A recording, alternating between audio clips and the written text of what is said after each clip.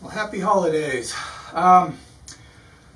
This is going to be my review of the ASR Pro wheelbase mount. So, if you're like many of the SimLab customers out there, you're probably using something like this. And I've been using this for many years now. It's solid, works well, and it is adjustable within reason, but it's not terribly convenient. So it's one thing to get it set up for you personally, but if you have guests or if you want to change your setup between different vehicles, it's not necessarily, well, basically it's not going to allow that. Some people will get extension pipes and they can do a couple things with that, but it's solid as a rock, but it's not very flexible. By comparison, the ASR wheelbase has telescoping options where you can just you can slide it forward or slide it back, which instead of having different extension pipes, you could just tweak it. And as I'll get to later, if you happen to be into flight, if you prefer to have a yoke, this lends itself very well to accepting a yoke. Everything's adjustable using lever arm tighteners, so it's pretty easy. Now, it comes with bolts for the tilt adjustment. I followed someone else who did the same thing and put them on the tilt adjustment as well, so I could sit and tweak it easily without needing any tools. The couple things I'd have to say about it, now for starters, if you've got a SimLab or you're using 40 by 120 millimeter uprights or 40 series profile, the end caps won't fit. The bolt holes are off. Now, the other bolt holes they have are slightly slotted to allow for a little change in width. So there's a link in this video to a number of 3D printed files I created for it. These are specifically designed so this end cap has mount holes for my fan, and I've removed the fan just to make some of this easier to see. On the other side, I put a mount for my trackball mouse. So what I have shared is just the plain end cap, and I've got it in two setups. The one I have here has the rails slid up to where the T-nut is flush with the top of the profile, so the rail itself is extended up just a little bit above the top, and that gives me a little more height. I'm not actually using that at the moment, but for somebody taller than me. And I also have 3D printed some rulers for this.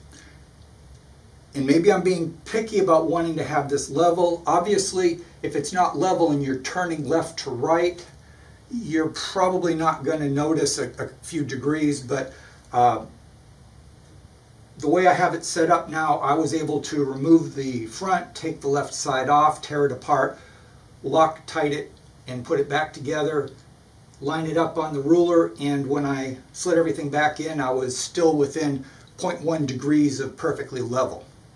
So I like the rulers, but it may be an anal thing. But the thing I like about it is I have a place where I know I like it, and if we have visitors, and let's say they're shorter or whatever, I can lower it and then easily put it right back to exactly where I want it without any issues. So I like the idea of that.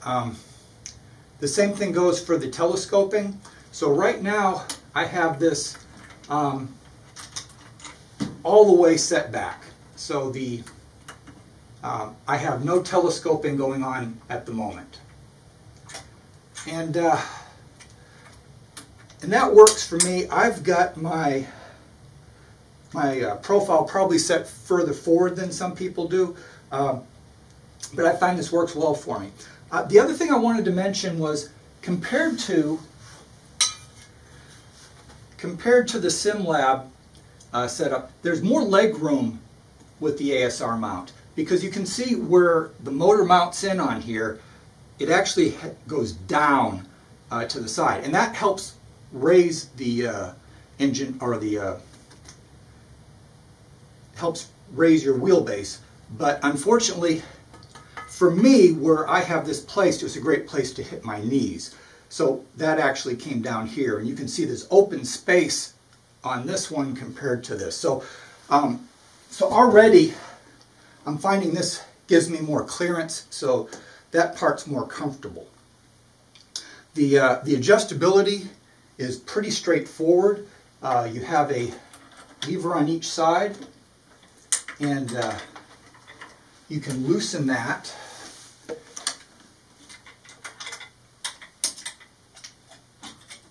And then you could adjust it so it goes all the way down here, which obviously wouldn't work for anyone I know. And then you can pick a spot. Let's say, I'll pick. You can pick a. In this case, I'm using a ruler line, so I've lined it up with let's see, 4 large lines from the bottom. Then I can go on this side and go 1, 2, 3. Let's see. Oh, actually, that's 1, 2, 3, 4 from the top. So 1, 2, 3, 4 would be right here. All right. So then I can tighten that up. So that's pretty easy to do. Same thing for the tilt. Just loosen it up.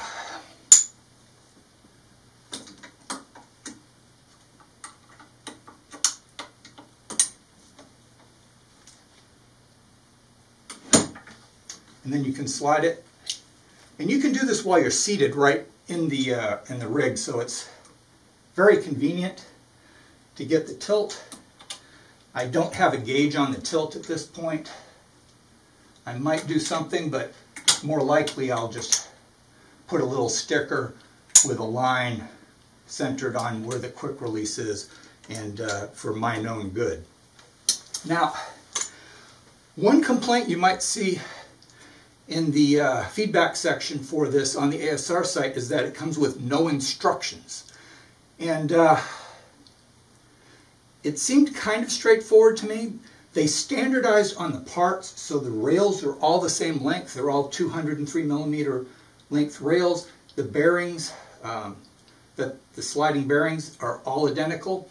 The assembly is pretty straightforward. There's little angle brackets that you put on the uprights. Then you put a rail on each side on the outer slots. You do the same thing on the other side. There's an end plate, and I've actually got them spun around. There's some ASR engraving, and I've actually hidden that in just to give me a flat top, so sorry ASR. And then these pieces, they bolt in. There's 2 bolts going on these plates into the profile, which is 1.5 by 3 inch profile, and then there's 4 bolts going into the bearing. And then on the inside, you just have the tilt plate, which bolts to a piece of profile, and then the rail bolts onto that, and that all slides in. So it's not terribly hard to put together. One thing that immediately comes out of this is if you happen to be a sim racer who likes to fly, and let's say you wanted a yoke instead of a stick. Now, I'm perfectly fine set up with a stick on this. I can pull the wheel off, put my stick in, and I'm good to go.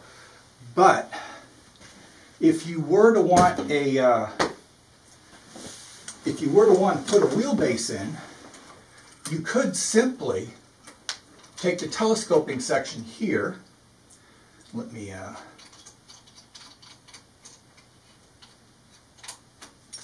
gonna pull this out.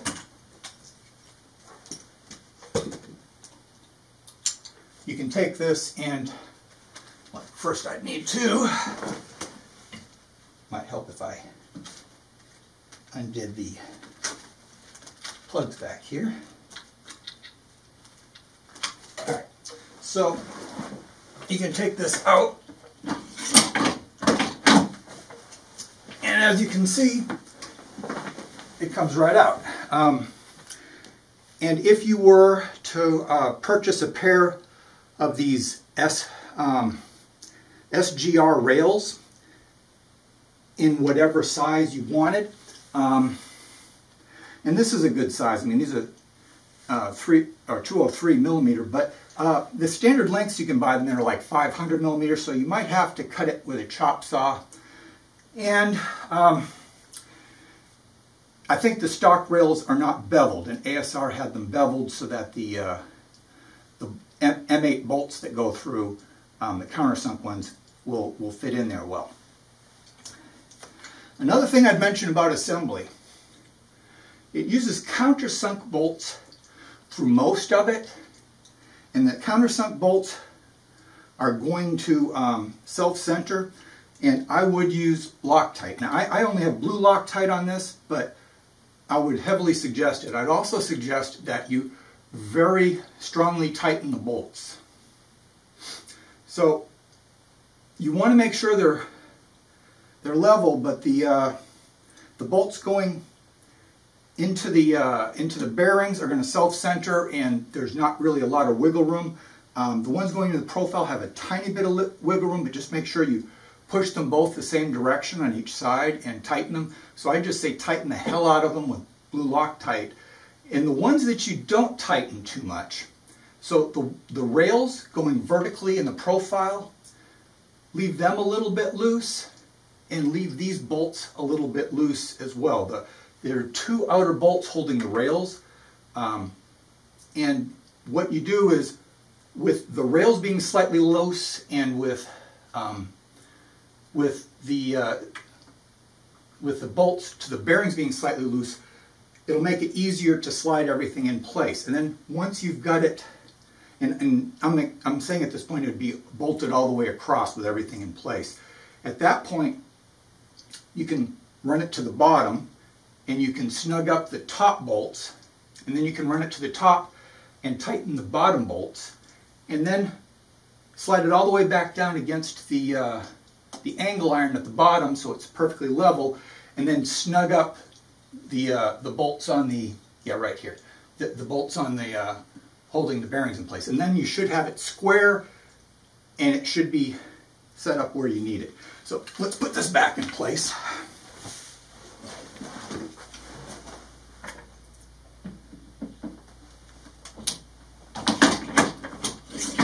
So you can see that's not too terribly hard. Get it all the way back. So you could very easily put in a yoke, and I will say that I have measured across here, and a Brenner force feedback yoke would fit in here very nicely. So if you were to get, say, 1/500 millimeter rail, cut it to length, and then you might have to bevel it, the holes yourself, then use whatever profile. You could use 40 series at that point, and put a plate that you bolt whatever yoke system you have to it. That would be very easy to work with. So on the whole, extremely flexible. All right, now let's get to rigidity. All right, with this P1 vertical mount in place, I could stand on this and I feel very comfortable with it. This isn't quite that solid, but I think it's plenty solid enough for use in sim racing. What I'm seeing is it's not going to rack. Side to side, it's perfectly solid. And it's not going to go back and forth. But if you, let's say, if you had this thing, whoop, that's a little past the end there. I took the end caps off, the stock end caps, which would keep you from sliding it right off the front. But let's say that you had it telescoped out quite a ways. Well, at that point, you are going to be able to see some flex in this up and down.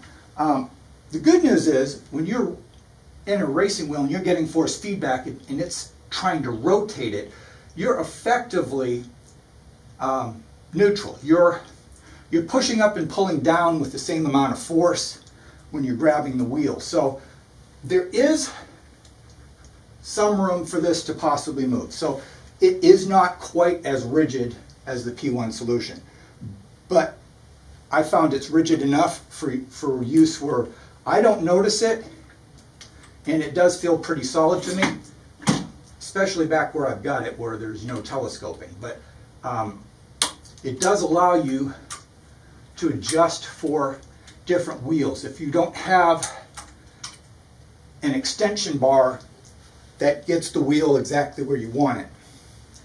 Now, compared to the P1, this starts out just a little bit closer to the seat, so I have slid my seat back just a little bit on the sliding rails, and I brought the pedals in about that much. So I'd say it's about an inch closer to the seat where the front of your direct drive wheel is compared to the P1 vertical mount. But anyway, I've also looked at the pricing on the rails and bearing systems, and to be fair, I think the ASR people have this priced well.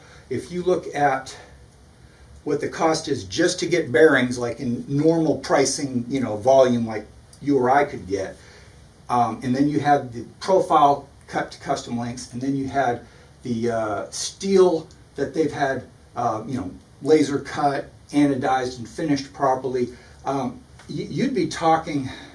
Basically, I think this is a product where even though you could source the parts, it makes sense to buy them from ASR. I think that the value is that they're buying in volume and they can afford to price it where they have, even though I think it was about $460, I forget exactly, but the price on it, it's not cheap, but you know, building it yourself is going to cost you at least as much. And they have got all the engineering set up where they have all the bolts lined up and everything set up properly. So I'd highly recommend not trying to do it yourself, something like this.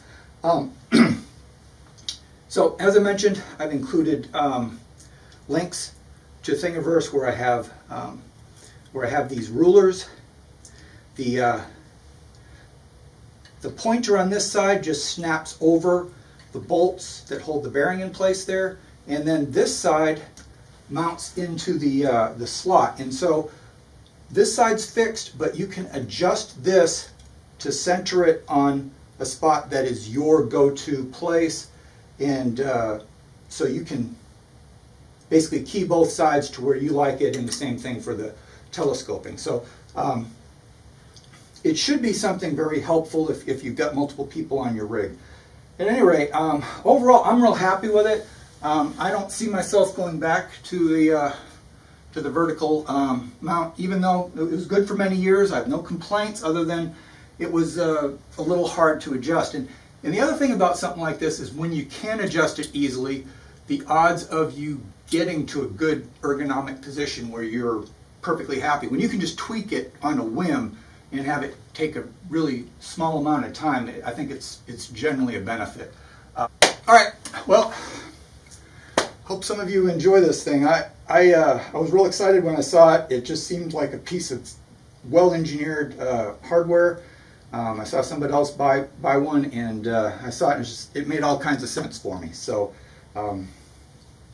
I definitely like it a lot, and I'd highly recommend it, especially if you've got multiple people on your rig and you have to adjust things, or if you like to change how you've got things configured between different cars, or if you're in a sim racing / flight situation and you want to get a yoke in here, because this is exactly where the yoke goes, and being able to slide it out and slide in a yoke is something I just haven't seen much of. I think some people have made some homebrew solutions to it, but this looks really like it would work great for people who want a yoke and a direct drive steering wheel, or a wheelbase in general.